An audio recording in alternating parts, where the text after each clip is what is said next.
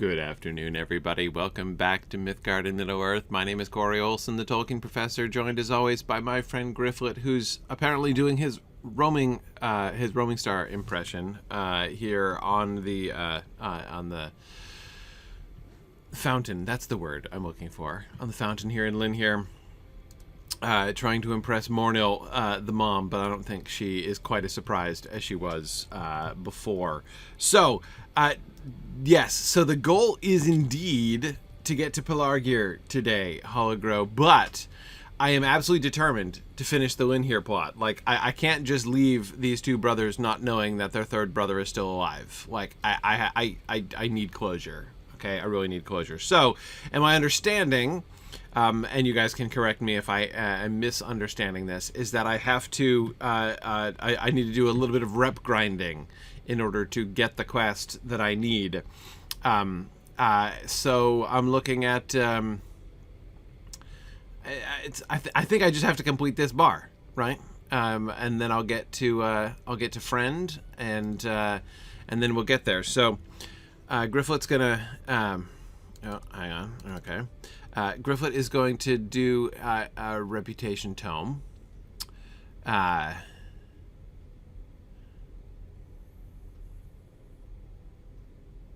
Okay, so I got when used a bonus amount of 5,000. I've even used these in a long time. I'm like reading how it works. Automatically be added to any rep increase until the bonus amount is depleted. Okay. Okay. All right. Anyway. So, do I do this when I'm handing in the quest, or do I do it beforehand? Probably before I hand in the quests, right? Just don't let me forget it. Okay. All right. So, what I'm going to do is I'm going to get their repeatable rep quest. And I'm going to redo these quests that I've done before. Okay. All right. Do it before. Oh, do it now? I should do it now? Okay. All right. I'll do it now. What harm will do? Okay. I think I have more of them anyway, in case I just screwed it up. So, all right. So, I'm going to do it now. Oh, it's not timed. Okay, cool. Great. That way I won't forget it. Yep. All right. So, I'm going to go and do these quests, and you've seen me do these quests before, but I have a fun lore project to undertake while I redo these rep quests. I received a rather remarkable email. I receive occasional emails from people asking lore questions, and I try to answer as many as I can, though. I get a lot of email. But I got an email which says, I have some questions about the Witch King and the conquest of Arnor. And I was like, oh, okay. All right, this will be interesting. And then I proceeded to read down, and there's numbered questions, which just kept going until I found he'd actually sent 54 questions about the Witch King and the conquest of Arnor. Actually 55, because there's a question number 0, actually.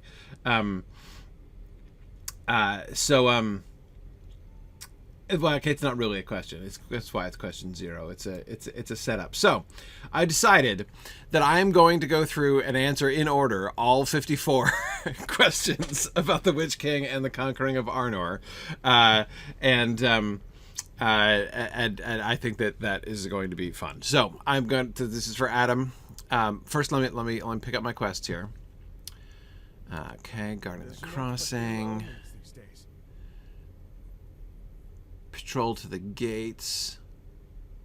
Oh yeah, well that one's easy. So I can do that one.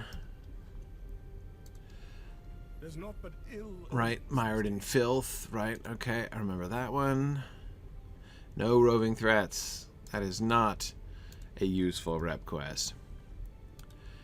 Okay. Darkness is a weight on my mind. If I've got to, I think. See, I didn't even do that one before, so now it's coming back. It's coming back to haunt me.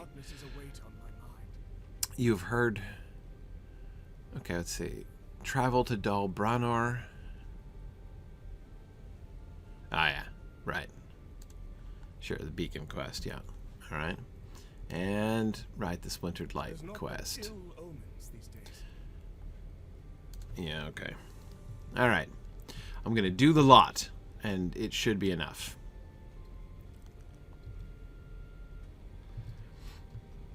Okay. All right. So let's see. We can start with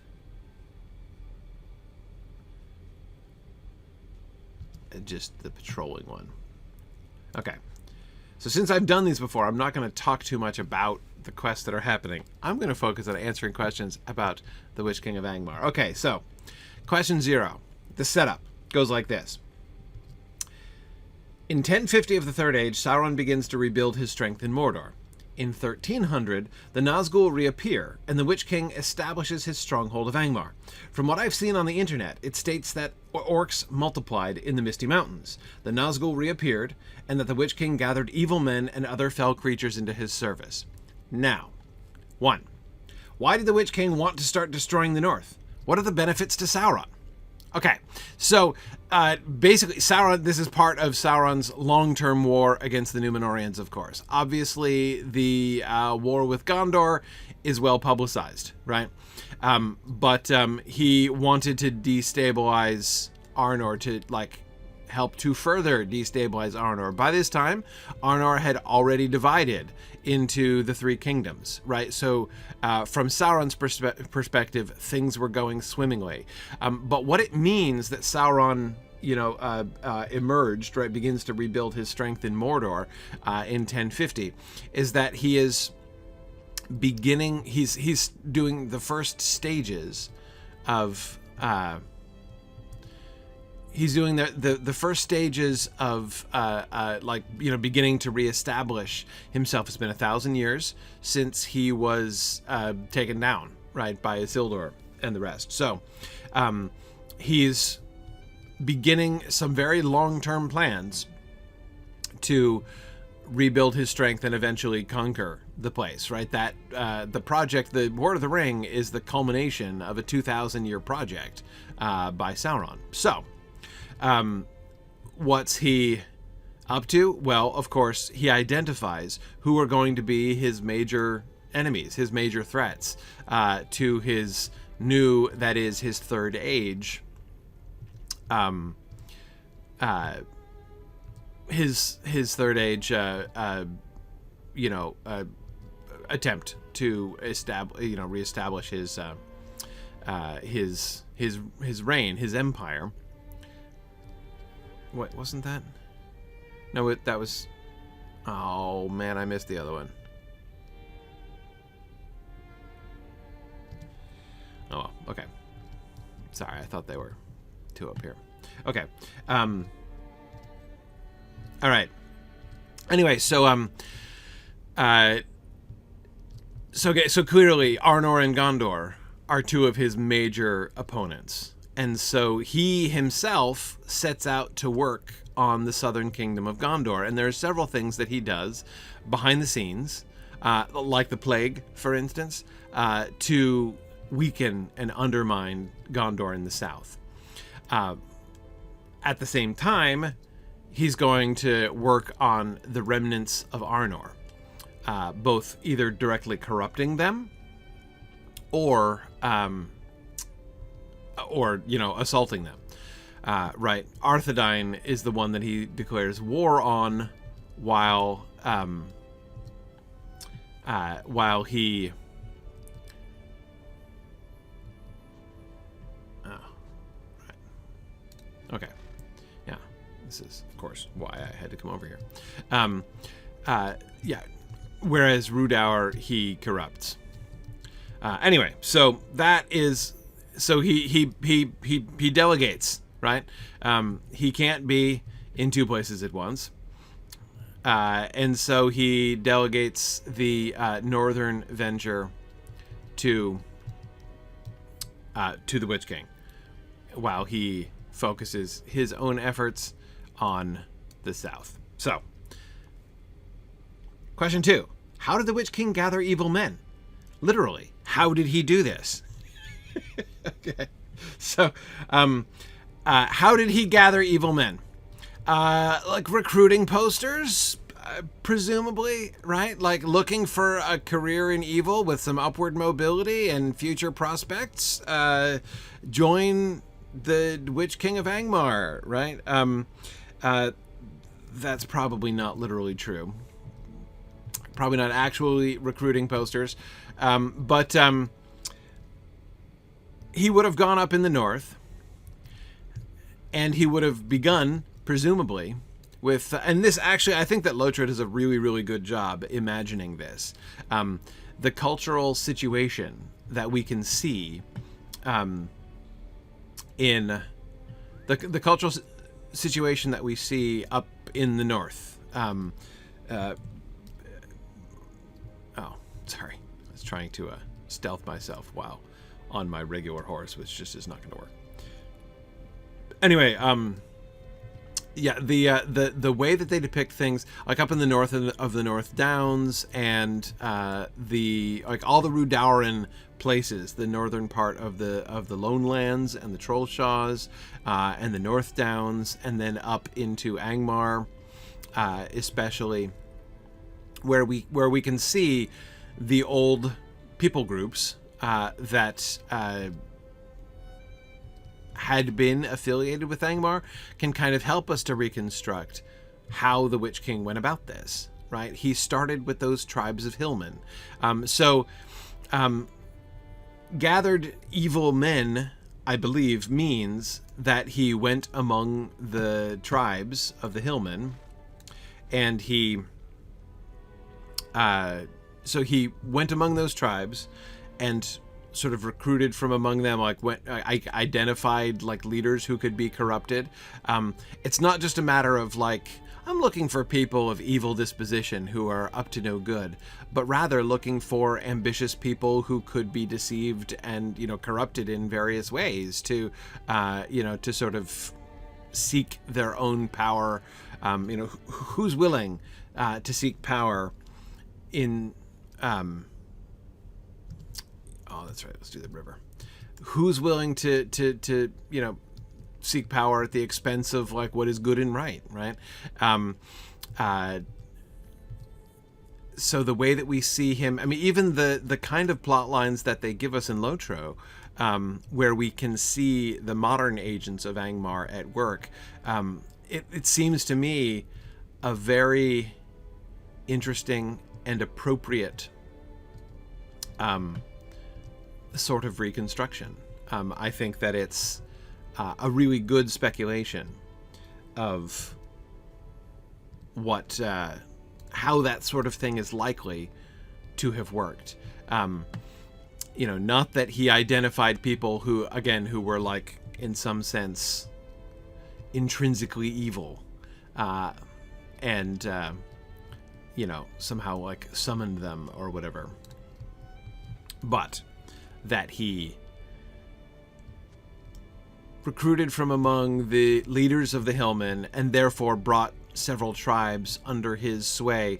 Again, even the way in which we can see the religion of the hillmen itself being corrupted, right? Being manipulated, so that they're being brought to worship Sauron, right? There's this new Sauron worship. That's very much part of the script that Tolkien says that Sauron and his agents used in order to corrupt people, like the people of Harad and Rhûn as well. That's the kind of standard mode. So as I say, I actually think Lotro gives us a pretty interesting sense of how they, much like Saruman with the Dunlendings. Yes, exactly. Okay. 3. Why would evil men travel to a place they've never been, the Misty Mountains? And why work with / under a man they know nothing about?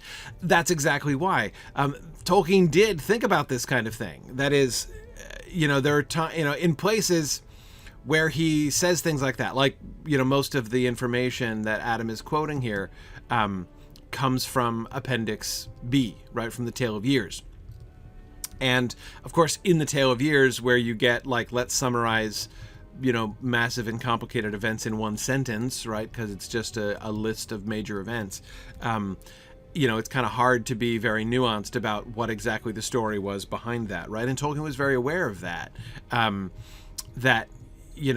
was... hang on, any of these dudes? Okay.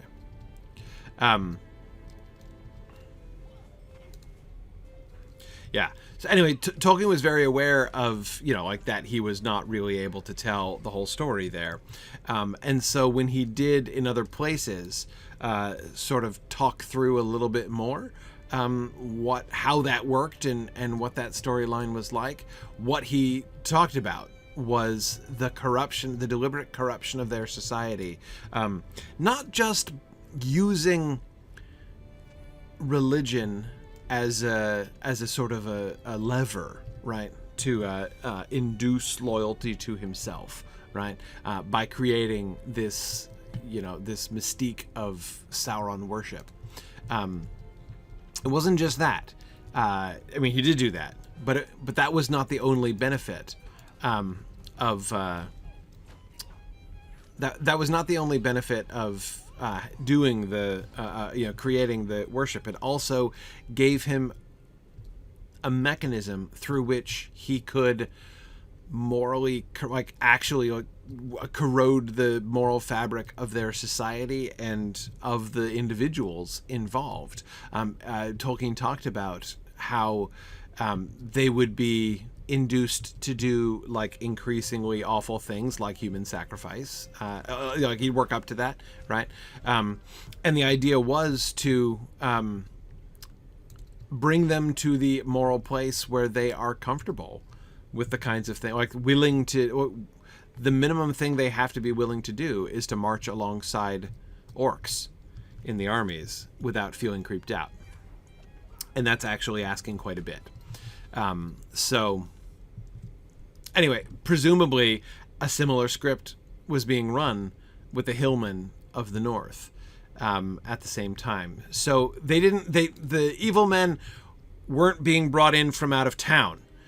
It was it began with the natives around there. He was working with what he had, the hillmen tribes that lived there, and then also the remnants of the people of Rhudaur, who had been to that point apparently sort of on the losing end of the war in Arnor. Okay, let's see. 4. Did the Witch King send ravens to different guilds of magic? So, okay, so this Adam sending ravens, that's a Game of Thrones thing. That's not a Lord of the Rings thing. So we do have the talking ravens in The Hobbit, right? So we know that the dwarves are friends of ravens and send them as messengers to and fro, right? But that's not a normal thing, and it's certainly not a universal thing, and we have no evidence, I don't recall, any evidence of any human culture doing that. So it's not a thing that they could do.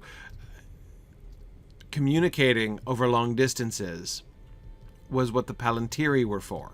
And again, it's another thing that makes the Dunedain kingdoms stand out. The ability for them to talk to each other and coordinate is one of the things that makes the Dunedain a very significant threat. One of the reasons why Sauron needs to take them out, and one of the reasons why getting the Ithilstone, and therefore not only getting to use that sort of tool himself to understand what's going, to keep an eye, as it were, on what's going on. Not only is that useful, but that by doing it, he could, in a sense, undermine their ability even to use the Palantiri. Was a major stroke against the Dunedain of North and South. So anyway, okay, so that's so no ravens, and this is going to come up many times, I believe, this raven idea. But let me address the other part of that question. Did the Witch King send ravens to different guilds of magic? Which is an interesting element, as I say, of this question, because so there are no guilds of magic, but that's actually a complicated thing, because it seems like there is, doesn't there? In The Hobbit, it seems like there is. Okay, snipers I need in the War Master.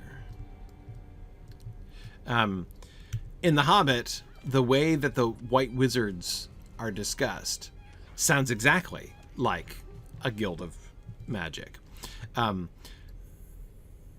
I don't... So, in the end, that doesn't exist. But it's a particularly... it's particularly conspicuous that Adam asks about guilds of magic in the midst of his many questions about the Witch King. Because, of course, originally, in the early drafts of The Lord of the Rings, the Witch King is originally named the Wizard King.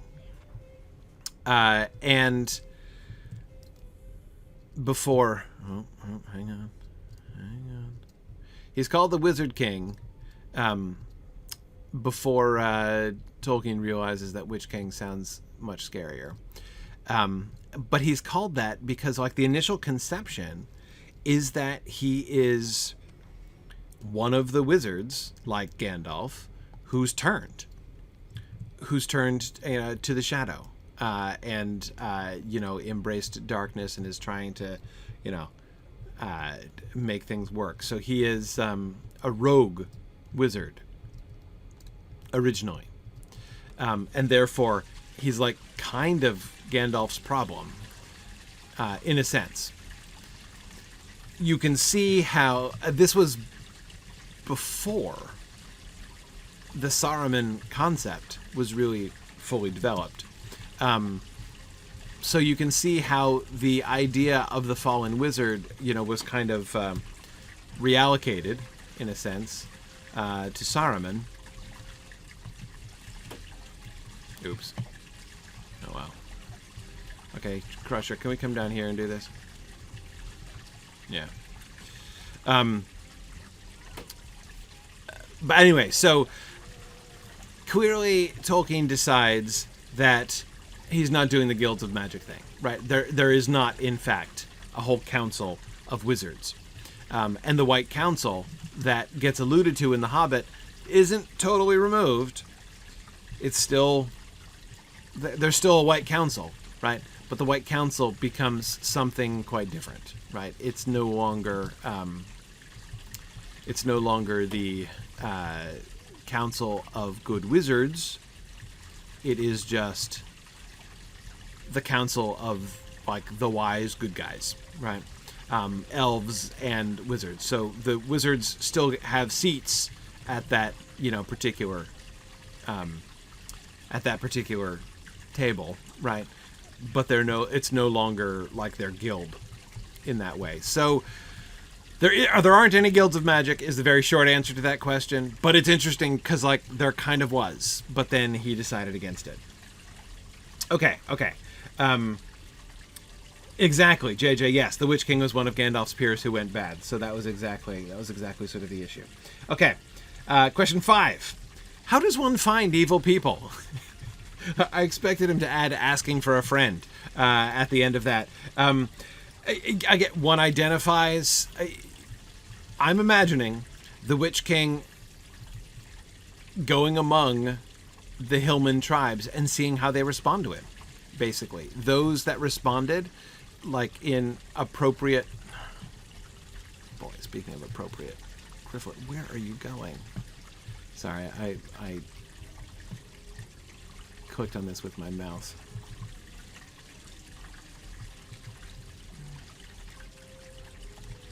Whenever I try to steer with my mouse, it goes very, very wrong. I forgot to put my hat on in time. There we go. Okay. Yeah. So, we're gonna head south. So, right. So he would have gone among the Hillmen, seen their reactions to him, right? And decided, like, which of these tribes could he bring over to the worship of Sauron with himself as, very feared, sort of like high priest king figure, right? Whom could he daunt with his sorcerer, or even compel, and make their look at the techniques of the Nazgul, even in the Shire, right? What do? Bullying, bribery, right? There is clearly an attempt not just to intimidate, but to corrupt the locals, right? Whom can I bribe? Whom can I convince to work along with us? And you've got to think that if okay, good, I am in the right place. You've got to think that had he succeeded, like take Farmer Maggot. Like, obviously we know he's not going to succeed with Farmer Maggot, right? Like, nobody corrupts Farmer Maggot. But had he succeeded in corrupting Farmer Maggot, in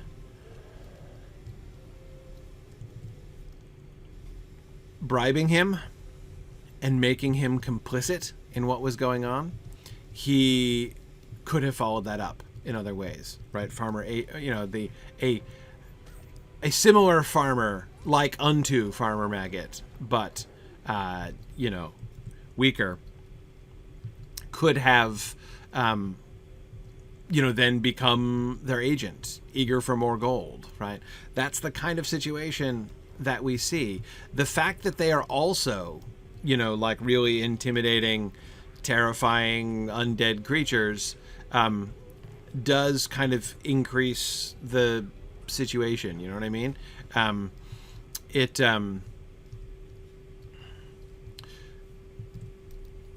It's not just a question of like, hey, there's this, I like money, and this person comes with money and it pays me to do things that are not quite despicable.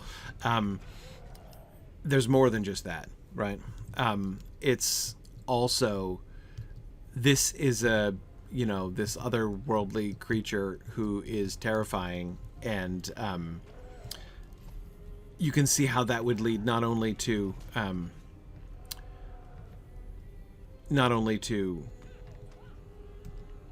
underhanded dealings in a sense, but also to eventual corruption, like reverence and things. So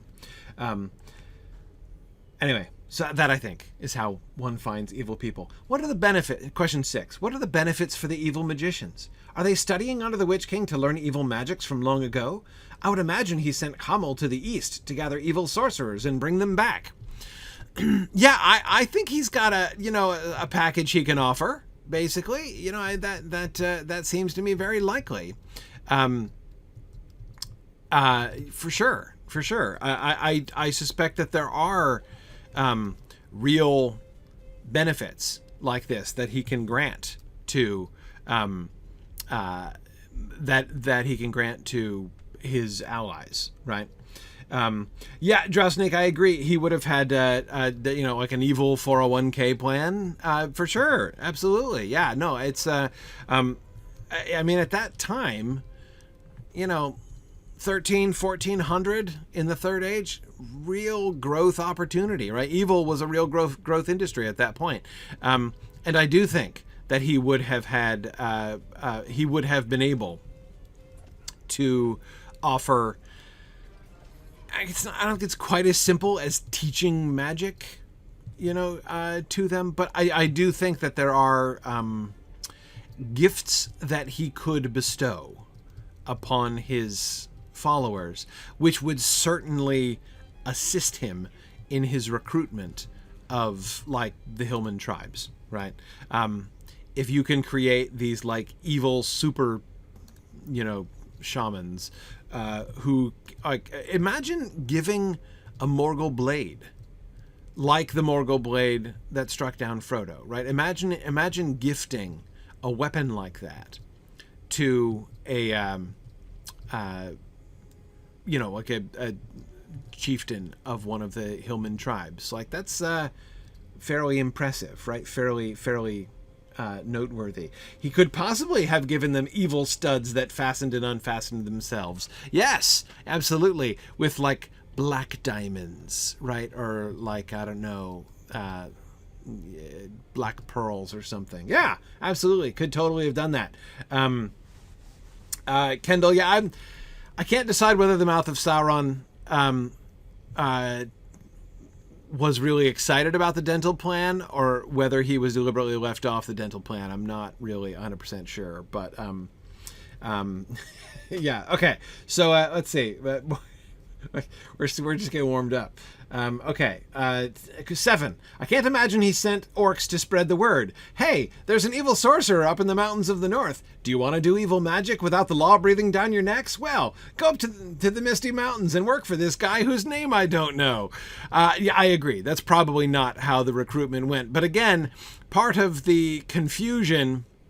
Part of Adam's confusion here rests upon the idea that he is imagining the Witch King recruiting remote peoples, right? Like, let's, again, like, come to Angmar, land of opportunity, relocate. It'll be worth it, right? We'll pay your moving expenses. Like, I don't think that was the case. He was mostly dealing with what he found up in the north. His job was to go to the north, bring to his side as many people as he could, and then use them to destroy the others, right? That was kind of what he was up to. So he wasn't relocating anybody. Question 8. How large or small was the army that the Witch King assembled in the Misty Mountains? Huge. In the end, it was huge. He was able to pull orcs from the Misty Mountains, so he had a lot of orcs in his army, as well as, remember, trolls and things wandering around in the north. So he had orcs and trolls, and he recruited the hillmen. He recruited the people of Rhudaur, so he had Númenóreans, people of Dunedain extraction, anyway, on his payroll up there. The armies of the Witch King were very large and significant. Okay. I mean, we don't know numbers, but he built a fairly significant empire for himself up there. Question 9. Did he take any of the Nazgul with him? That's a really good question. I would almost have to imagine that he did. I think that some of the Nazgul probably were Khamul might have been sent out to the east. Remember that Sauron had a lot to do. In order to get ready for the War of the Ring. There's not only does he need to undermine his enemies, but he's got to start from scratch, rebuilding his whole power base, right? So there's a lot of work to do in Rhûn and Harad. You go back down to Rhûn and Harad, for instance, and you've got what? You've got actually. Guys. You go around to Rhûn and Harad, and there's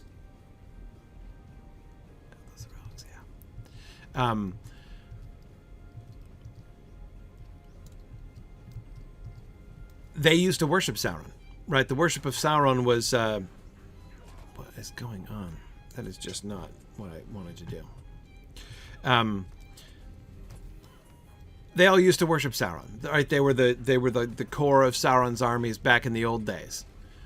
But what are you looking at now, right? It's been 1,000 years.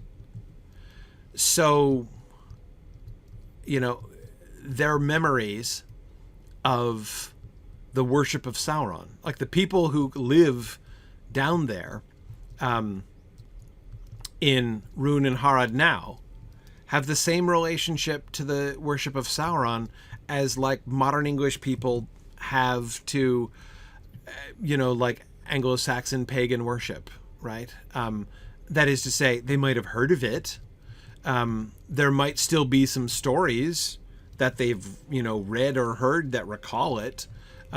They might know the fact that their ancestors once, had these beliefs and practices.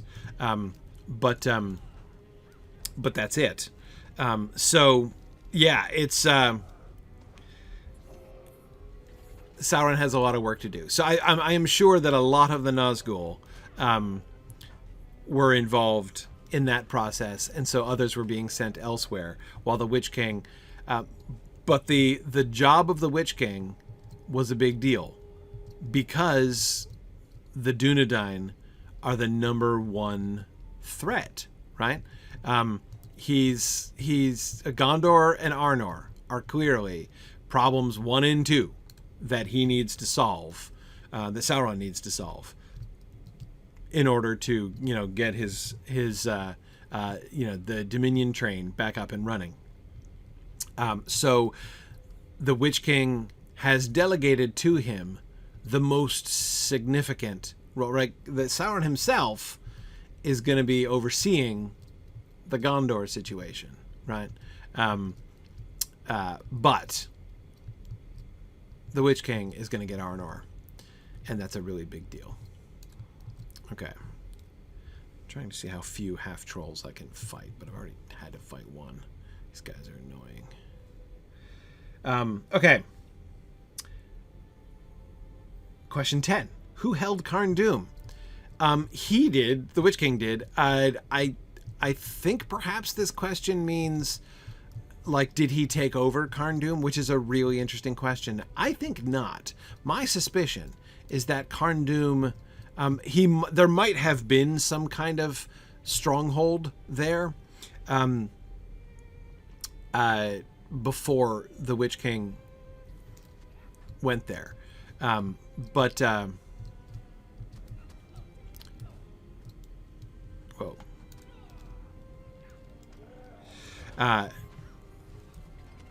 I don't think Carn Dûm itself was like fully it's that Carn Dûm has all of the it has the air of, a fortress really established by the Witch King, I think, even though it might have been built upon sort of like the base of pre-existing some kind of pre-existing thing. Okay. All right. Let's see. What was the strength of Carn Dûm before falling to the Witch King? Yeah. Okay. Yeah. So it's Adam is presuming that it did exist in advance. I don't suspect that it was a major city that fell before him. It might have been. It might have been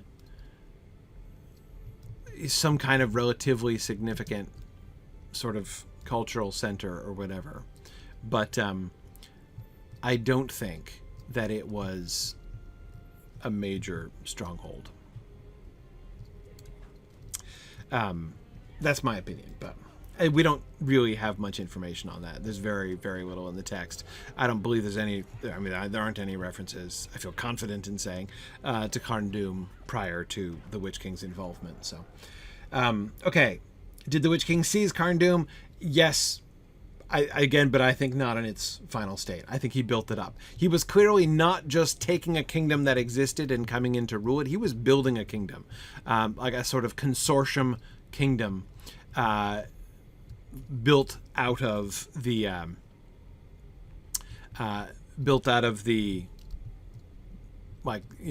cobbling together the different tribes, the remnants of the Rudaurans, right? He was kind of putting all that together into a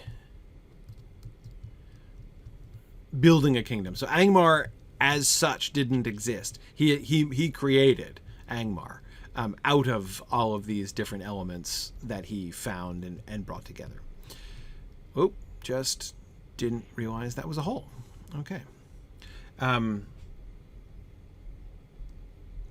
Okay.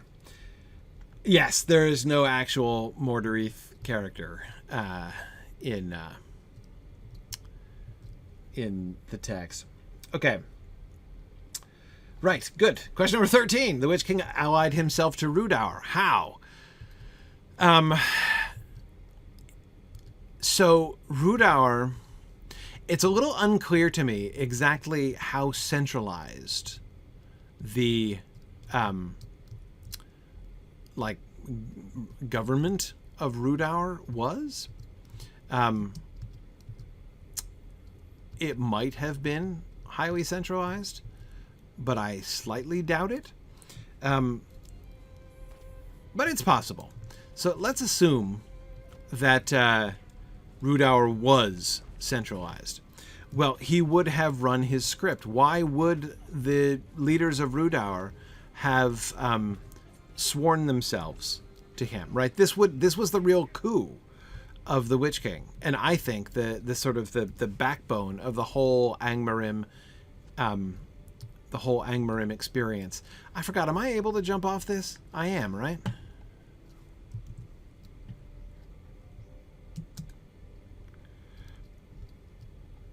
No. Okay, but that's fine. It retreats me to somewhere that's not much further away than this, so that's fine. Yeah. Oh, right on the road. So...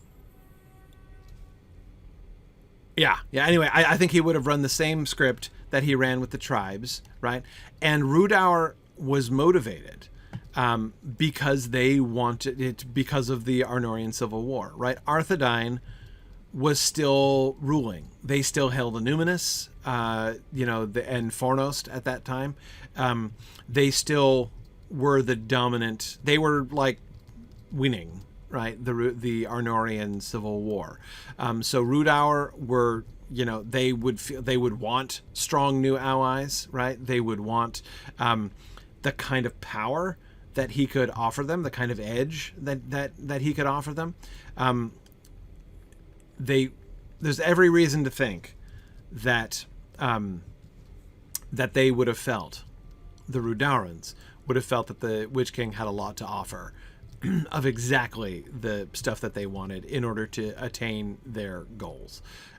So it's an alliance that makes sense, and it's clearly like the great and effective coup of the building of Angmar was the alliance with Rudaur. That's got to be the single most influential and significant thing that the Witch King did. 14, did he facilitate this himself? Yeah, I believe he did. I think that would have been one of the primary things that he was focused on himself.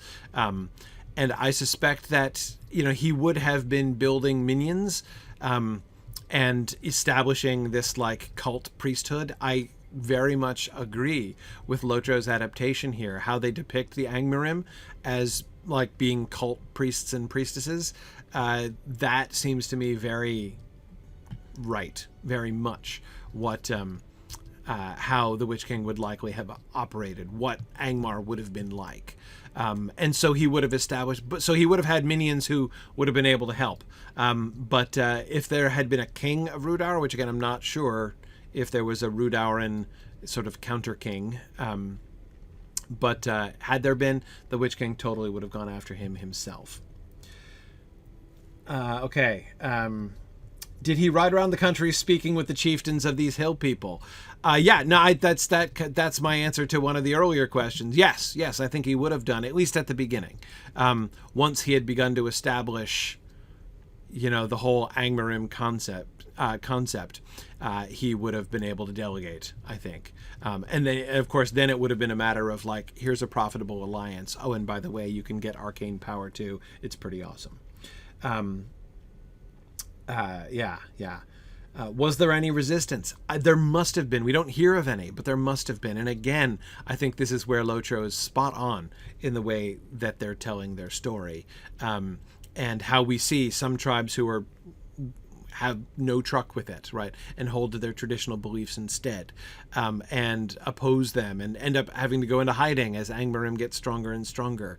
I definitely, and some within each tribe, right, who don't like what's going on, right, but this is the way that things are going in their tribe, right, at that point, or they just obey out of fear. I think that would certainly have happened, even though we don't hear about it. Okay, moment of truth. Let's see what happens here. This darkness is a weight on my mind. All right, we're doing rep. This darkness is a weight on my mind. Woohoo! There it was, right? Title awarded, friend to Dora and Ernil. Oh yeah. Oh, yeah. Okay. I was looking at the Lebanon one before. Of course, it's Doran now. All right. I'll hand these in anyway. This darkness is a weight on my mind.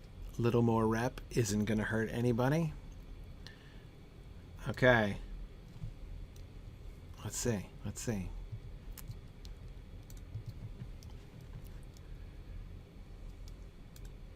Might as well hand these in. I finished them after all. Darkness is a weight on my mind. Epilogue. Here we go. Brilliant. Brilliant. Okay.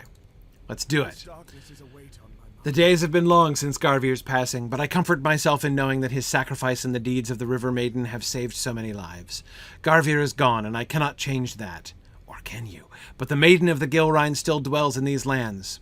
10 Sestel's ramblings may have made me wary of seeking her myself, but she knows well of you and would listen to your words. If you would travel to her glade and offer her my truest thanks, I shall be most grateful. Okay.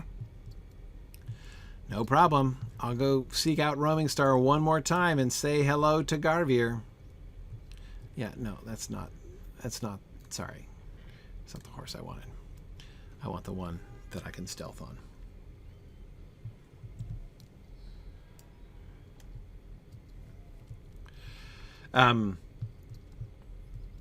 Hey, Eruvador.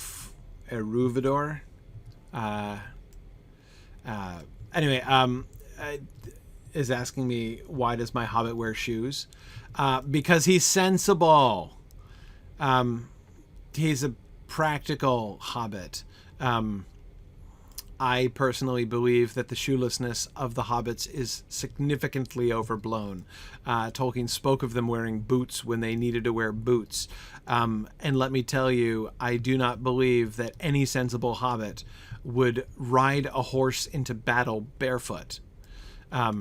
No, they did not tend to wear shoes. Like, hobbit barefootedness is definitely a thing. It is not such a hard and fast rule as people think. When they go on journeys, for instance, up mountains in the snow, they wear boots. Bilbo wore boots. We have a picture. When Tolkien painted Bilbo in the Eagle's Eyrie, he gave him boots. That was clearly how Tolkien imagined. He did not... We have this pictorial evidence that Tolkien... In Tolkien's imagination, when he pictured hobbits, he did not picture them as being always, under every possible circumstance, shoeless or bootless. So yes, being that he is traveling in all terrains and going into battle, Gryfflet wears boots. I assume that the Fellowship Hobbits did in fact wear boots. On Carothros. Remember the passage where it is remarked upon that Legolas only wears light shoes. It's viewed as remarkable, right? I think the implication of that line is that the entire rest of the company, including the hobbits, are wearing boots. Like you would in the snow. Right? I don't care how leathery the soles of your feet are. You're going to get frostbite in the snow, right? I guess that's just like their feet are still flesh, right? I mean, like susceptible to frostbite. You don't go barefoot in the snow. Again, howsoever leathery the soles of your feet might be. Okay. Roamingstar, good to see you again. Ah, Gryfflet, good to see you. Yeah, there we go. You come bringing the thanks of a man of Dor and Ernil? It is most appreciated, though strange for one not of Lebanon. Since you left to return to the cities of man, a very curious thing has happened. You see, a wounded honorable man was cast into my waters and left to die. I knew it, Roamingstar. I've been trying to tell him. I pulled him from the river and healed his wounds, but he has slept here ever since. He has been through a great deal and still requires more rest, but perhaps you know who he is? He is resting on the banks nearby. Ha! Oh! I told him to look for the body. I told him to look for the body. Did they listen to me? Oh no.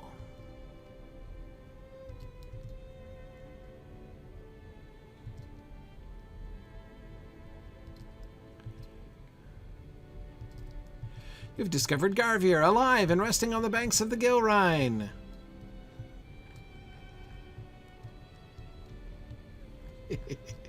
Hooray!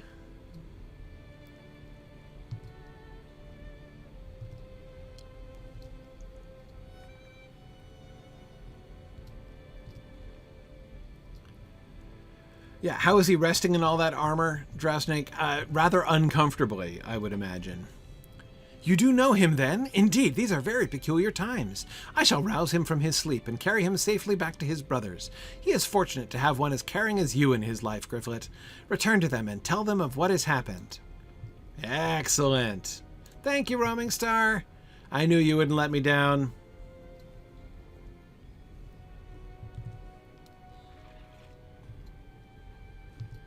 Anyway, I hope that it doesn't scandalize too many people.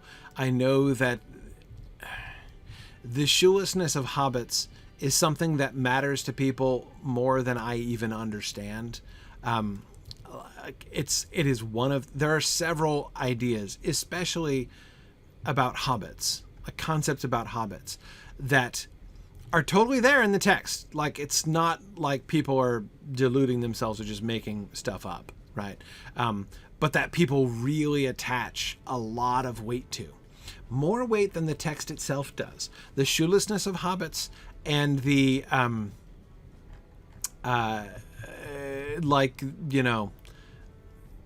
their passion for food also, even. Like, these are things that get exaggerated in the sort of modern pop culture exaggeration. Again, I'm not saying they're not true. I'm not saying it's, like, not legit.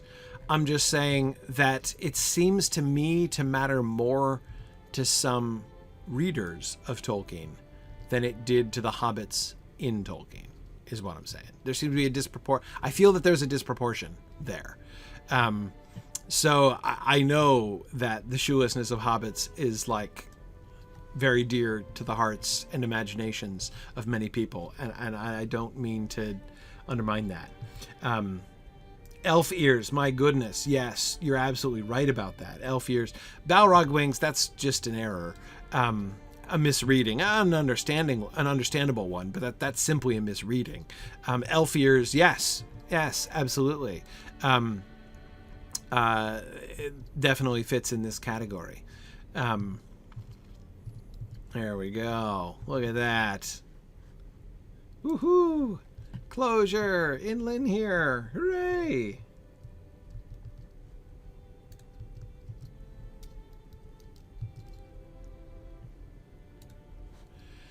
He is alive? I cannot believe it!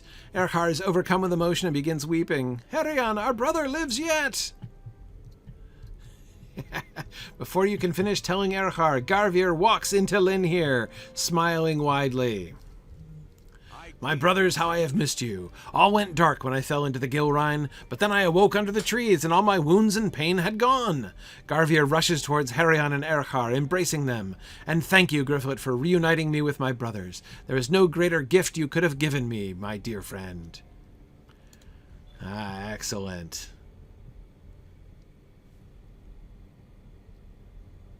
Whoa. I just got known to Pelargir from that? Okay. All right. Very cool. Hooray! Ah, that makes me feel so much better. That had been bothering me for a long time. But we can now close the book at last, completely on Linhir. Our work is done here. Okay. Meanwhile, so I'm going to ride to Pelargir now. Hang on, I get my quests back. They got crowded out by the rep quests. Where are we? Central Gondor, Lower Lebanon. What else? Epic. Okay. Just those two, right? Okay, so I think next I'm going to Aragorn. That means I better speed up my answering of Witch King questions. Okay. Some of them kind of get overlapping. So let's see. Was there any resistance? That's what I got. Did the Witch King advertise to the Hillmen that he was Sauron's second in command? I suspect yes. I suspect that he was setting up the worship of Sauron. So yes, I agree with Lotro about how that would have worked. 18. If not, it's odd. If you were the third rung on the ladder as Rhudaur was, the dirty hillmen underdogs, why would you ally yourself with a nobody with a contingent of monsters and sorcerers at his back? Well, absolutely. Exactly. You wouldn't, right? Yeah, no, clearly. 19. What the heck did he say to the chieftain of the hillmen? You want the ability to, like, destroy your enemies? Would you like a big, powerful ally on your side? Would you like to establish yourself as high chieftain of all of the hillmen? I bet you would. Well, serve evil. It's a growth industry. 19. Was the populace of Rhudaur one large tribe of people or separate chieftains? Again, that's exactly the question I was asking before. I don't know. I think it could have been either way. My suspicion is that it's not centralized, but it might have been. It might have been. I think that Lotro seems to imagine that it was centralized because you have the central Rhudauran symbol, and that symbol is a crown, right? So I think that they are imagining that Rhudaur was a central kingdom, which was then corrupted by the Witch King. So, did they have castles in Rhudaur? Absolutely. I see no reason to think they did not. Yeah, I'm going with a definite yes there. Did he tell them that the Witch King wanted to conquer the realm of Arnor? He would have told them that, like, under his, like, if they avail themselves of his wisdom and power, they could rule Arnor under him. Because, of course, he didn't set himself up as ruler of Arnor. He set himself up as ruler of Angmar, right? And began empire building, essentially. So that would have been his appeal. What were the benefits to this deal that Rhudaur thought it would be a good idea to align with nameless Death Knight sorcerer? Well, you had me at Death Knight Sorcerer, right? Like, there's some obvious benefits there, especially if you're the underdogs in a civil war and have convinced yourself that these Arthedanian dogs are taking your, is this the place? No, it's not the place. We're getting there. Have, like, taken your heritage, right? And your rightful place. And you find a powerful sorcerer enemy, or enemy of them, right? Who hates them as much as you do. A powerful ally like that, you totally go there. Okay. Let's see. Did he fight on a platform that was premised on splitting the kingdom of Arnor with Rhudaur? Yeah, no, I think they would rule it under him. What were the benefits to this deal that Rhudaur thought it would be? Again, I already said that one. Since Rhudaur and Angmar had a secret alliance, did the two armies not march with one another? I think it would have only have been secret in the early periods, right? Because clearly the Rhudaurans, they were still Dunedain in extraction, right? There would have been some shame, I think, in the alliance. At least the initial people would have been aware of the fact that they were doing things wrong. Okay. Man, I'm only like halfway through my questions. Yikes. I've got time, but now I've got other things I need to look at. I'm done with my my mindless quests here. Okay. Let me do a few more. Let's see. I might be able to answer some of these quickly. I think I can. All right, I see that Argoeb I fortified the hills in preparation for the attacks from Rhudaur. Dude, that's not a question. Did the Witch King command Rhudaur to attack first, and then the army of Angmar hit them from other side like a pincer move? Dude, we don't know anything like that much detail about exactly how this went down. But yeah, something like that. I do think he would have, he would probably have kept them.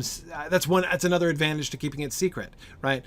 So that you like don't know that the Rhudaurans are going to come at you from the other side. So, sure, I can buy that. Did the Witch King establish a cult to Sauron, just like Sauron did for Morgoth and Numenor? Yeah, almost certainly. I think that's almost definite. Wouldn't the religious among the hill tribes have a problem following a clearly evil-looking black rider? No, not when you're terrified. Not when he's going to eat your face if you don't, right? And give you power if you do. I mean, like there are two really good reasons to follow somebody who is clearly evil in that kind of a case. I'm confused about Cardolin and Arthedain. Were they fighting each other? Yes, they were. What was the conflict? Who rules? Like they were fighting for advantage. They were like they all felt that they were the rightful heirs of all of Arnor, and so they felt that the others were all usurpers. And so they were all fighting for strategic advantage, especially control over the Weather Hills and Amansul and the Palantir that was there. Talked about how significant the Palantir was. Okay, were the two. Right. As far as I can read here, it says Argoeb I ruled Cardolin and Malvigil ruled Arthedain. No, Argoeb I was an Arthedain as well. So no, that's not right. I don't believe. Were the two kingdoms united in fighting Rhudaur prior to the founding of Angmar? No, they were not united together. Though the increasing influence of Angmar might have brought them a little bit closer together, I don't think they were united. Okay. All right. That was, how many was that? 34. Getting there. I'll see if I can do some more after, but this is an important moment. Dun dun dun. Here we are. Okay, the camp of the Grey Host. Hooray, look, it's all the friendly dead people. And the friendly living people. Who do we have? Oh, look at everybody who's joined him. We've got folks from all over. We've got Dol Amroth. We've got, look at all of our friendly cities that we've passed through.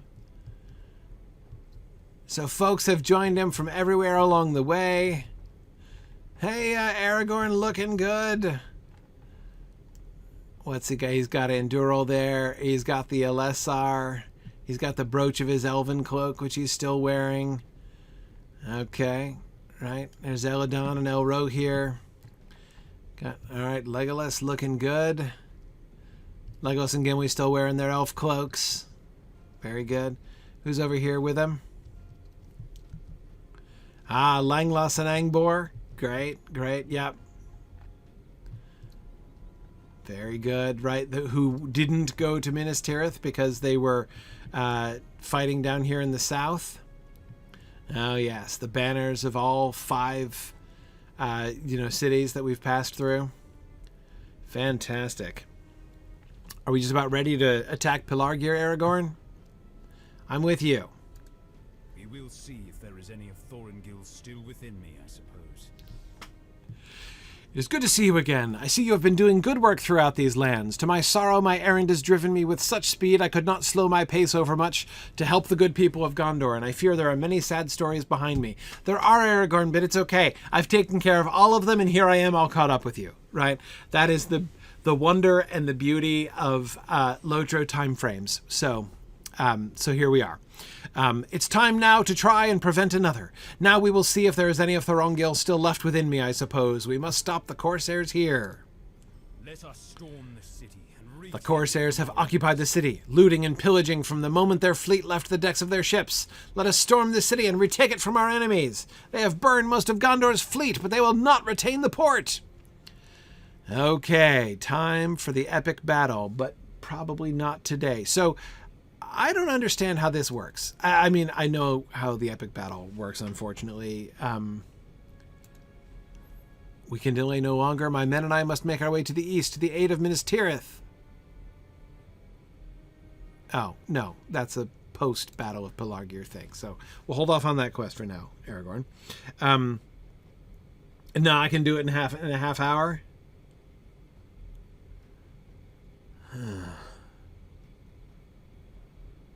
You think so? But here's my other question, though. I have this other quest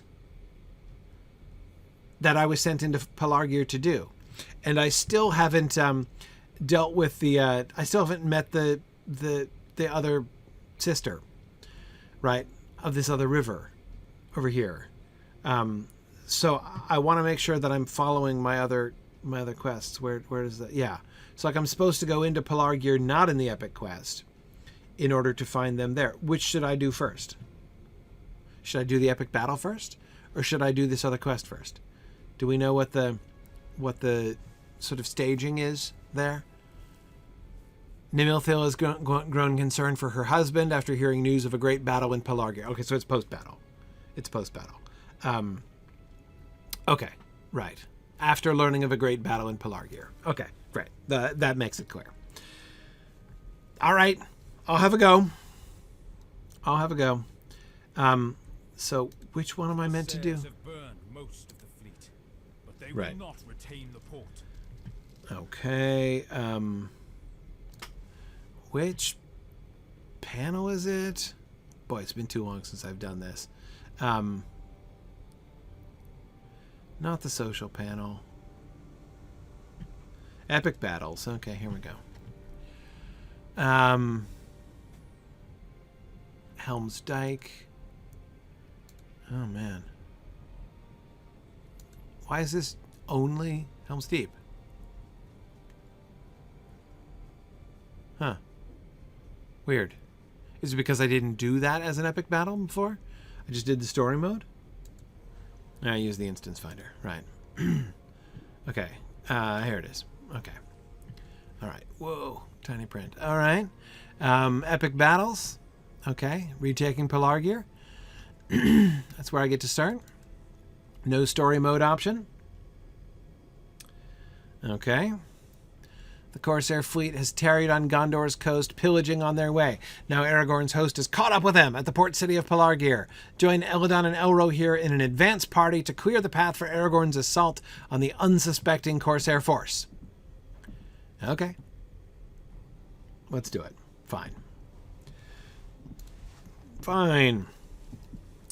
Who doesn't love epic battle mechanics, I ask you? This will go well. Especially if I carry on trying to answer Witch King questions while doing it. Okay, here we are. Hey, Elrohir. You're awaiting orders? Well, so am I. Within Pelargir's walls, just as you promised. Wait, what? The winches to open the great gate lie straight ahead. All right. Then let us go with all haste. To the winch! Aragorn and his forces wait on us, my friends. I don't want to call Elrohir a winch, though. Okay. So what's going on here? Reach the winch. Elrohir and Elladan must survive. Gate winch must survive. 0 defenders. Okay, so how many defenders survived? I've got a merit ranking here. Lead them up the stairs. Okay, no, I am leading the charge. I'm just trying to. I like to read the text. That's what I do. Read text. Okay, well, anchor banner there. Okay, we can stealth ourselves, like all good leaders are meant to do. Okay, good job. Where are we all going?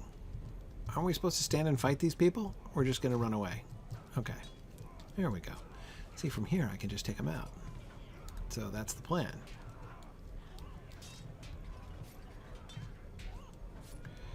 All right. Okay, no big deal. I've got a captain here, but I've got a bunch of help. Okay. All right, no problem. There's a winch somewhere or other. Hey there, laborer. I get Elrohir thinks it's over this way. What are you trying to tell me? I feel like I'm following Lassie. Okay, no problem. We're continuing on.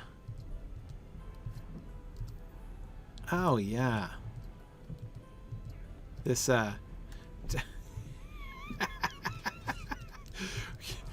seems to leave everyone a little bit confused, but that's okay.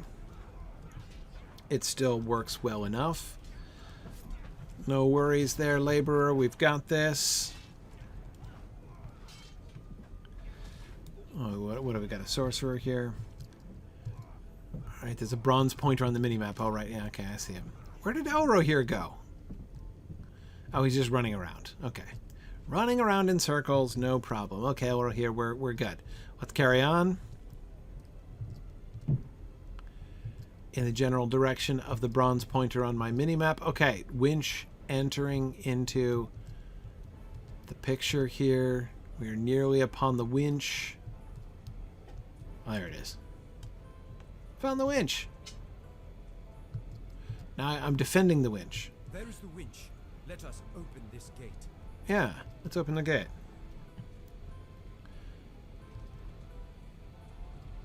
Okay. Oh no, we're making the laborer do it. Okay. So he's winching. We've drawn attention. Defend the winch.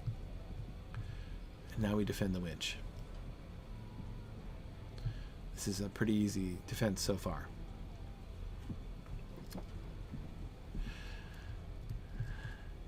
You know, Kendall, that the Winch King would be a really awesome title. Right? Tell me you get the title Winch King if you defend the winch properly. Right? Well, so far, so good on the defense of the winch. It's been tough, but I think that labor is doing a great job. And I'm glad we're all here to supervise. Oh, here we go. Some resistance. So there's like a guy attacking us.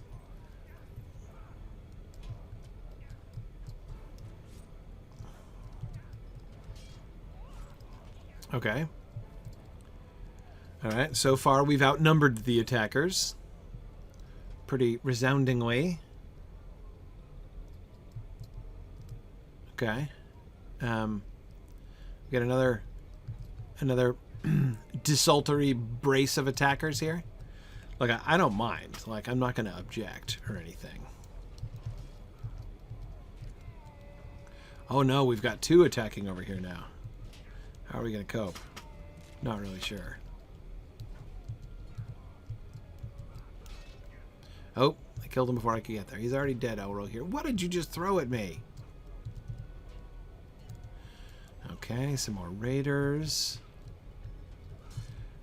This gate is massively inefficient to open, can I just say? I mean, man, in peacetime, who wants to spend this long opening the gate?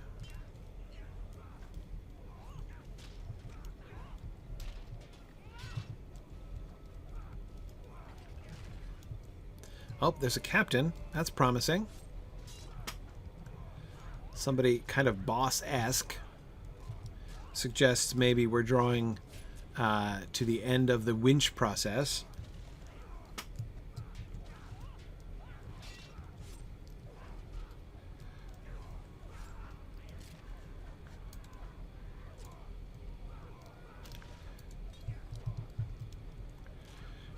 Another captain.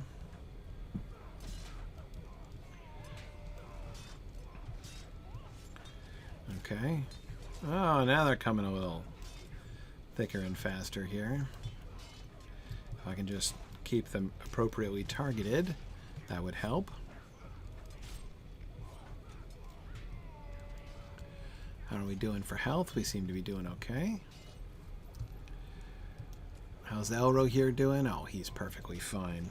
Never been better in his quite long, obviously non-mortal life. Okay. I am tempted in the midst of this epic battle to read the next Witch King question.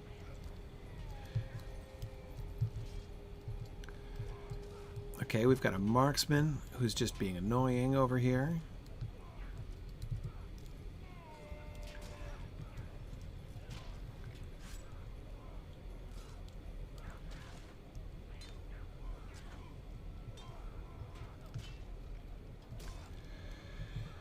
Okay. We're just in general melee. No one's really in much danger, but somewhat inconvenienced. Are they going to keep coming in small numbers?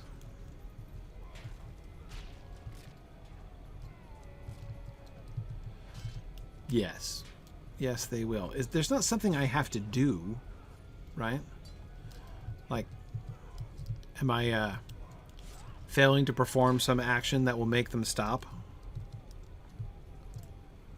Okay. No.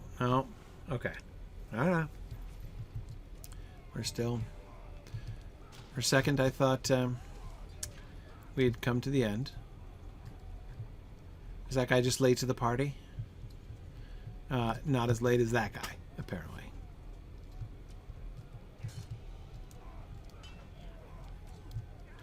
I feel like a bully, honestly.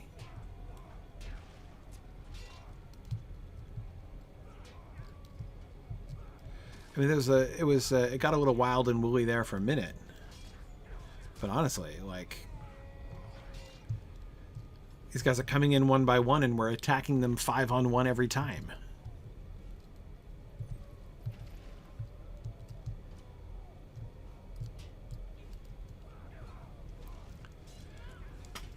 It doesn't really seem a fair fight.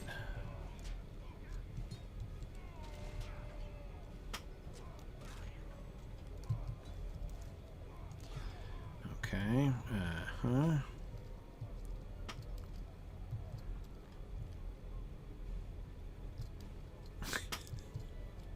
We good? Winch sufficiently defended? No. No.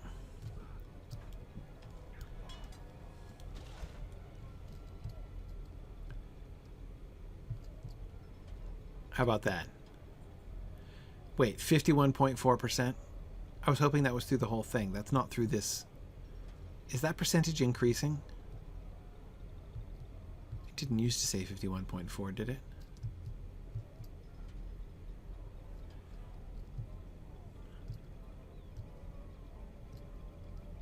Okay. Next Witch King question. I read somewhere that the Witch King sent agents of evil into Cardolan and Arthedain to weaken them. I don't remember if this was a canon source, but who did he send? What were their credentials for sowing discontent and sabotage among the ranks of the Kingdom of Arnor? The second half of that question is my favorite. I do not... Oh, it's done! Hooray! The gate is raised! And behold, there is Aragorn, there! Where? Hooray! There we go. We did it.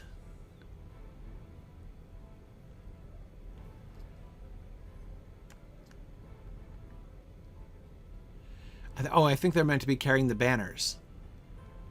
I'm like, what weapons do they have? Onward into the city! Beneath his own statue. Love that. There's the Thorongil statue. They thoughtfully erected a statue in his honor prior to the battle, right? I mean, it's got to be auspicious. Okay, there they go. The armies of the men. I really love... Of course, Lotro gets this exactly right. It's not... Oh, there's the dead! They're marching in ranks too. Sweet. It's... of course, it's not just the armies of the dead. It is the armies of men also that they follow. Join us at the piers. Okay. Should we join them at the piers, Elroy, here? What do you think?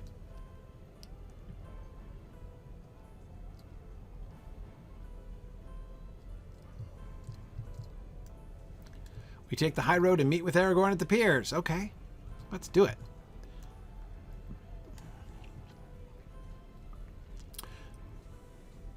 So I do think that the Witch King probably would have sown discontent. Makes sense. I don't remember any reference to this. Uh-oh. Joyful reunion. Whoa, Eladon just, like, threw up the portcullis. He passed his strength check. Indeed we must, but first come and see. Come and see what? Show us, Eladon. You trying to show us something? More guards awaiting orders. What are we coming to see, Eladon? Oh, you're following me.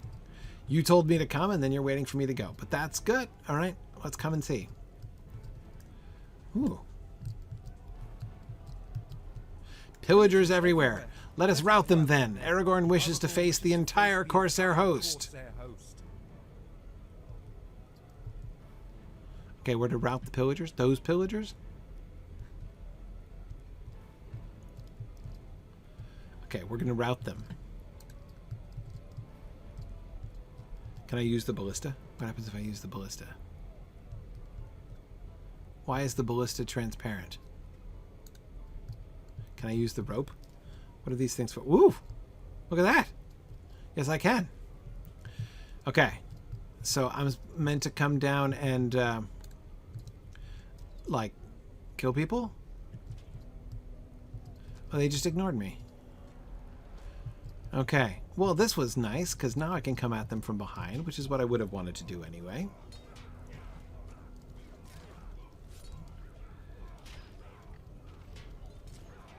Okay. Good, good. I have to build the ballista first? Seriously, it was time to construct ballistas in the middle of combat. Why is this dude attacking the supplies? Am I supposed to defend the supplies? I guess so. These guys seem to have a stronger death wish than usual. Corsairs are making off with Pelargir's historic treasures. Stop them before they get away. What? They're pillaging the historic treasures? I love how we're primarily interested in conservation in the middle of the battle. Okay, a citizen awaiting orders. Okay, not sure what's happening, but as long as there are Corsairs, I'm gonna carry on attacking them. That's more or less my plan. Not sure precisely what's happening here, but that is my objectives apart from kill bad guys. Not really clear to me here.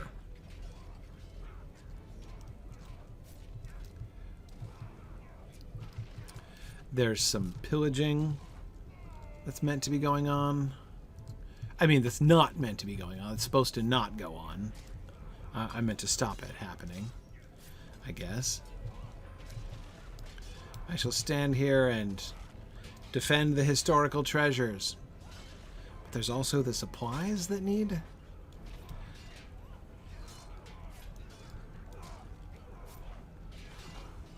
Love the area of effect on these strikes. Okay. Now, Gryfflet's not only just fighting like a little guardian, he's fighting like a little champion. Little burglarious champion.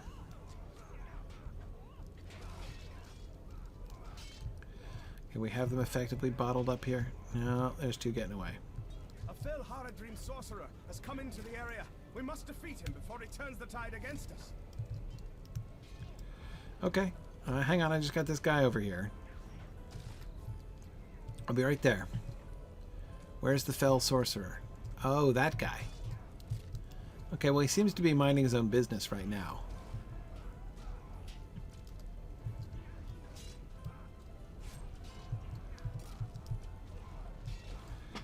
So that's civil of him.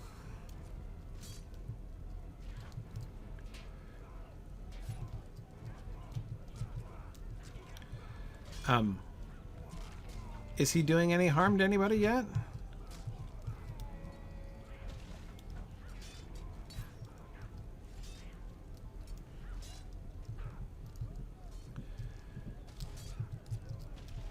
No, he's still just minding his own business.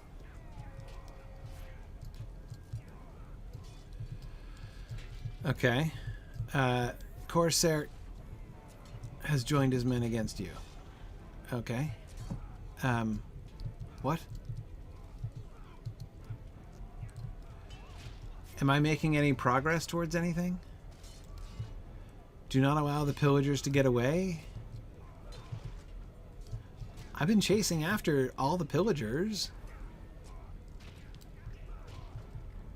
Where are the pillagers getting away? Where's the escaping? I've killed every pillager who's come in here. Oh. There, we've got Eladon fighting against somebody. That he needs to survive, so I should probably assist there.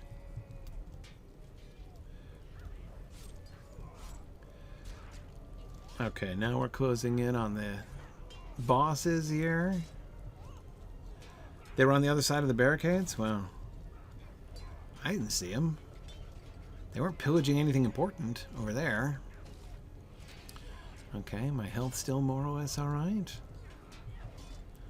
Eladon doing okay, though not awesome.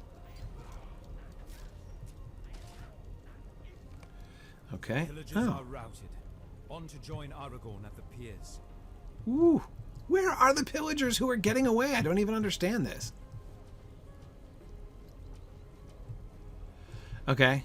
Now do what? Hold Aragorn's flank?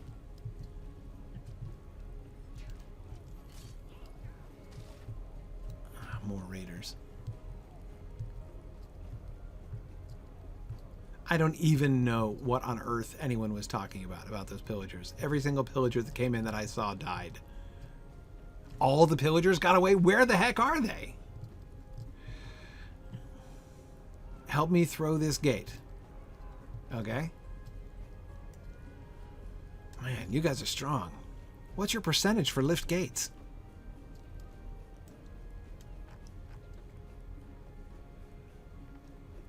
I haven't failed out yet, so I'm assuming it's okay. Okay. Now where do we go? Hold Aragorn's flank. Onward. Okay, onward.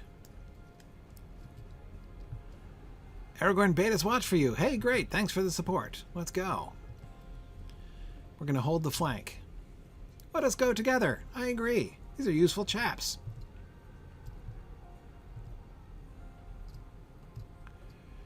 Here we go. All right, so fight people more. Gotcha.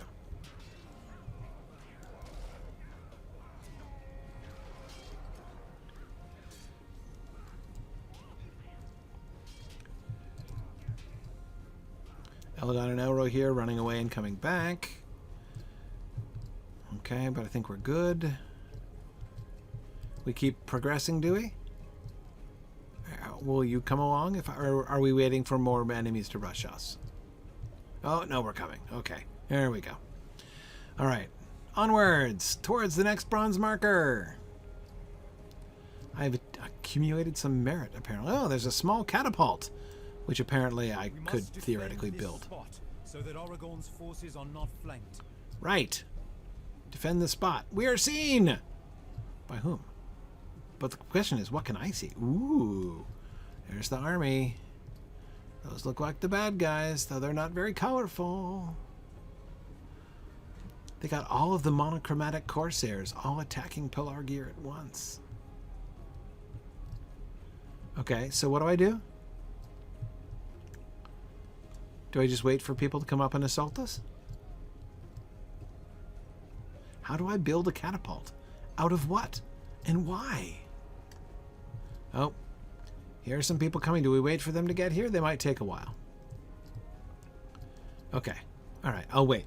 In the meantime. Okay. So agents into Cardoon and there's no evidence that he did send agents into Cardoon and Arthedain, but I see no reason why he wouldn't have. And what were their credentials for sowing discontent and sabotage? I think he had a badge system.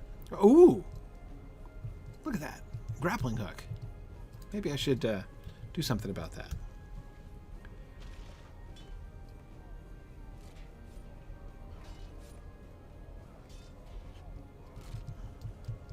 Okay.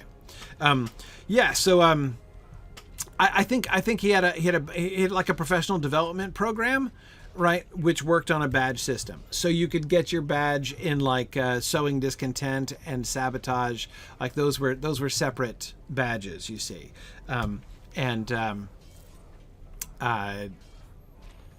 once you achieved your full qualifications, then you were sent into like all the way into Farnost and stuff like that. I'm pretty sure that's probably how it worked.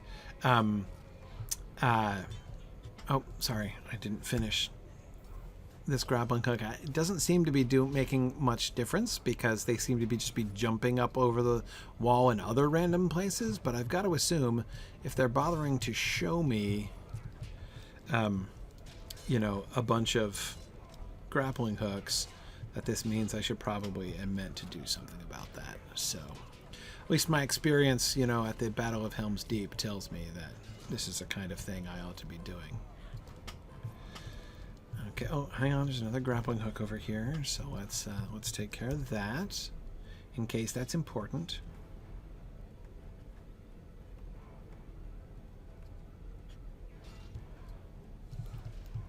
I don't seem to be receiving any credit for doing that. Better off just doing combat? Okay. I'll ignore the grappling hooks.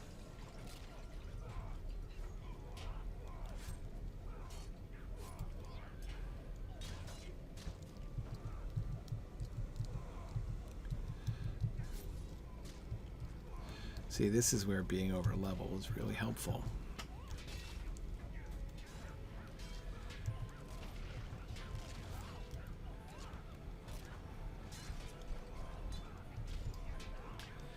Okay, how are Eldon and Elrohir? Oh, they're fine.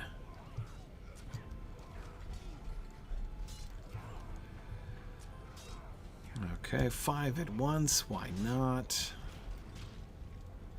I've got Elrohir backing me up over here. I'm tanking for Elrohir. How cool is that? Especially since I'm not a tank.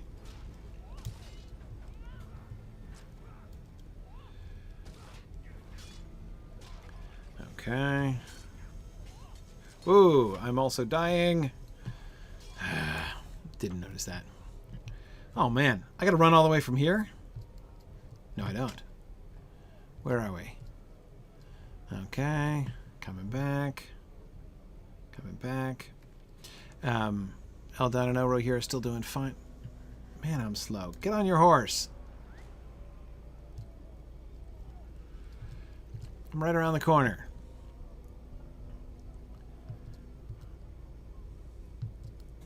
Don't worry, Gryfflet, you're not going to miss much. Here we are. Dismount.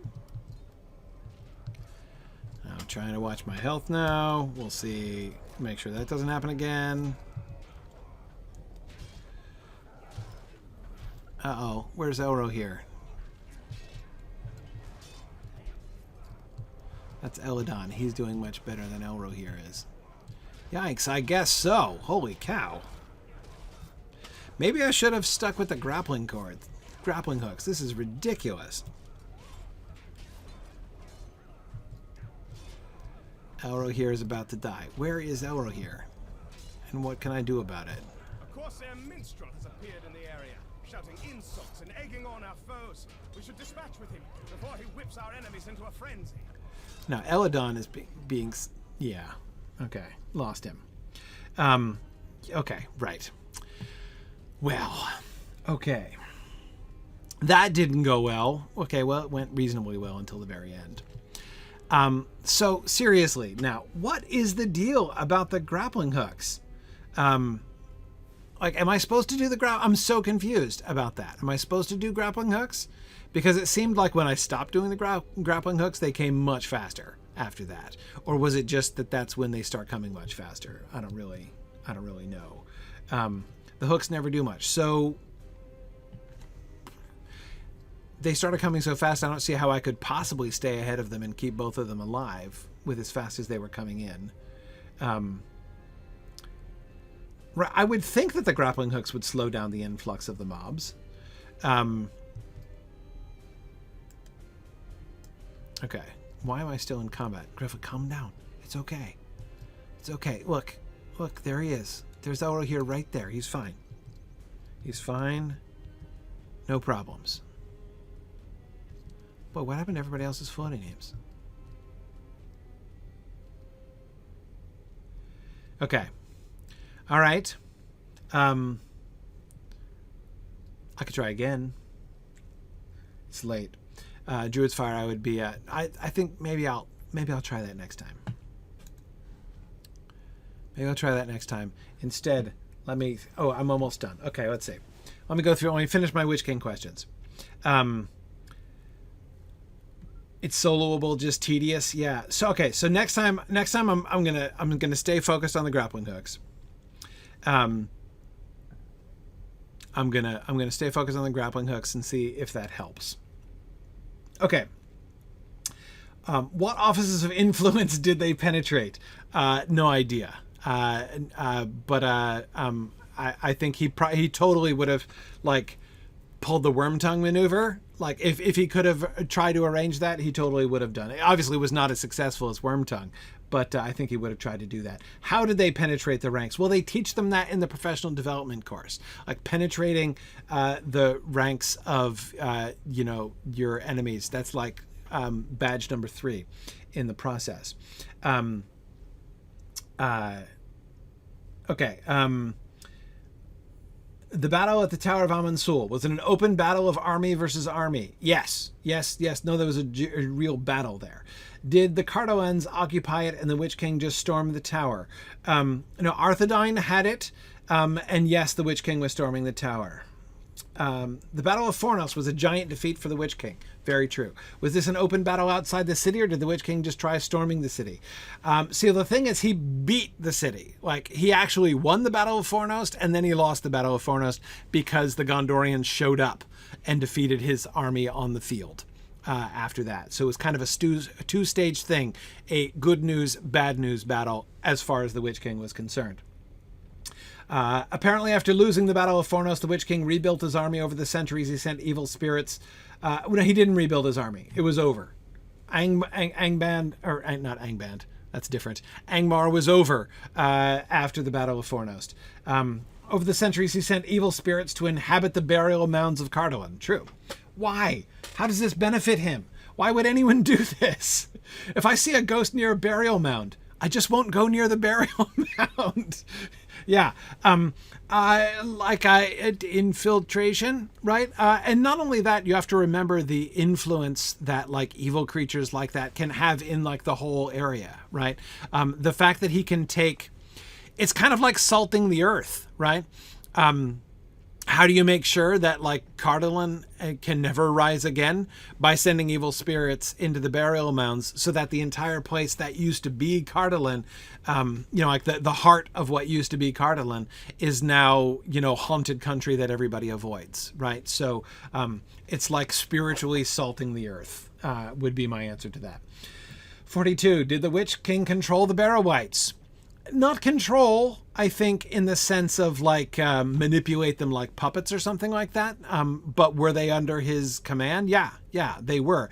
They're clearly like the ones that are still there. Like they're clearly now free agents, like feel themselves to be free agents. Though they talk about the Dark Lord and are obviously anticipating that. So they have a general alliance, but they're not, as I say, under the immediate instruction of the Witch King at all times. Did he strike a deal with them? No, I think he's just the boss of them. These are minor spirits that are under Sauron's control, which would have been delegated to the Witch King, I believe. The terms of which would be what? Yeah, no, do this or like I'll torture or punish you, I think is kind of what would happen. Plus, it's like a reasonably good gig for them. There's some upward mobility available in Barrow-wightdom, I think, if you're, an evil spirit. Did Sauron send the plague that maimed Cardolan? He did send plagues. I think that we're confused. The plague was Gondor. I don't remember a plague in Cardolan. Maybe there was. And if so, almost certainly yes. The plague was definitely one of his things. Was the Witch King a necromancer? Well, we're not told that. But there certainly seems something necromantic involved. It's hard not to look at the Barrow-wights and say that there's no necromancy involved somewhere in there. Okay, did Mordor have any correspondence with Angmar during the 500 years that the Witch King sat in Angmar? Yeah. No, they totally corresponded. Absolutely, yeah. I have no doubts about that. When the Witch King was defeated and went back to Mordor, did he take the remnants of his army with him? There were no remnants of his army. He fled on his own. The Gondorians totally wrecked his army. The few survivors would just have been scattered. Was there anyone left other than the Witch King? Functionally, no. I mean, did anybody survive? Probably. But Angmar was eradicated at that point. Did the Witch King declare himself a king? Did someone else give him the title? And if so, who? I think he declared himself a king. Right? Again, he did like the empire building thing. I've seen some fans online claim that the Witch King is the greatest sorcerer of all time. Is this true, and why? No, I doubt it. But again, that's really hard to say. Like, being a sorcerer is a super vague thing in Tolkien. So there's not really a who's the greatest sorcerer of all time. That's very, very difficult to measure. Was he very powerful? Is sorcery his thing? Yeah, Minas Morgul, man. It's the Tower of Sorcery, but of black sorcery. So he yes, was into that sort of thing. Is he the greatest of all time? Really impossible to make a ranking based on how magic works in Tolkien. When the army of Mordor besieged Minas Ithil, why didn't anyone inside send a raven to Gondor to get help? Well, they knew that Mordor was besieging Minas Ithil for a long time. Gondor knew. They didn't need any ravens. They didn't have any, but they didn't need any. They knew it was happening. There was nothing they could do. They could not oppose the Witch King and the Nazgul at that point. Do you like the Witch King's weapon change from a mace to a Morningstar in the movie? I think the Witch King's mace is out of control. In the film, it looks very scary. It's the most impractical weapon I've ever seen. I mean, it works for theatrical effect. I cannot imagine anyone actually wielding a weapon of that size. Do you prefer the look in the film or how he was described in the books? He's not described very clearly in the books in much detail. Tolkien very rarely gives personal descriptions. But yeah, I do like his look in the films. I think that the look of the ring wraiths in the films is clearly a strength. Yeah, I'm a fan. Also, fun little tidbit at the end, the fell beast that the Witch King was riding originally in the very first drafts of the book was a giant vulture. And I like the change to the semi-dragon figure fell beast that Tolkien eventually shifted to, and which I thought they depicted really, really well in the films. All right. And that is all 54 questions on the Witch King. So there we go. I did it. All right. And that brings me to the end of my time. So next time, we're going to go back to Pelargir now that I've practiced this and we're going to get this right. I think maybe I'll try soloing it one more time.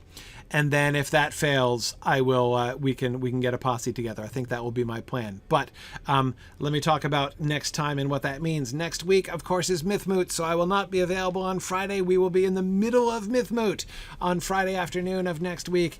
Very exciting. If you want to join us remotely, you still can.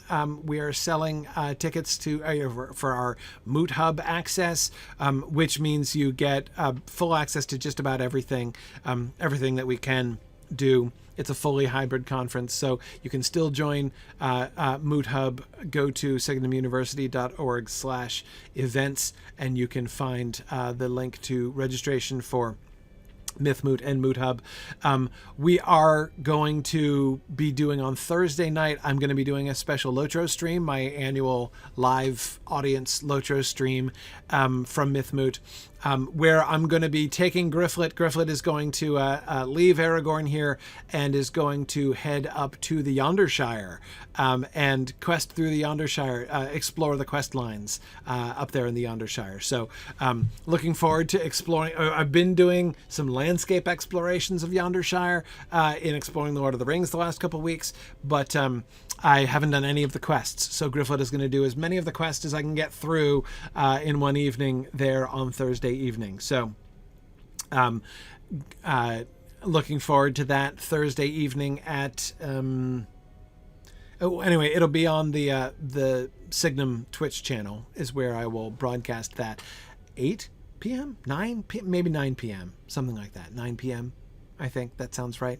8 or 9. I forget the schedule exactly. But anyway, Thursday evening, I will be doing 9 p.m. Thank you, Druid's Fire. So 9 p.m. Thursday night on the Signum Twitch channel, I'll be doing my Yondershire stream.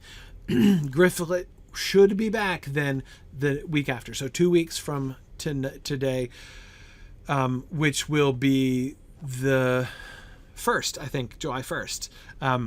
I should be around then to Gryfflet will make his way back down here to Pelargir to have another go at Pelargir, and then we'll see. Things are going to get interesting in July. I'm going to have a lot of travel coming up. I think I'm going to miss like most of the whole second half of July, but we'll see. One thing at a time. For now, Yondershire next week on Thursday night, and then the week after, Friday, Gryfflet will be back on the 1st of July. Thanks, everybody, for joining me today. Druid's Fire is up next, and I will see many of you at Mythmoot, I hope. Bye now. Thanks for joining in on my rambles around Standing Stone's brilliant digital adaptation of Tolkien's world. If you enjoy these adventures, please consider supporting this and other entertaining educational programming by donating at signumuniversity.org/fund.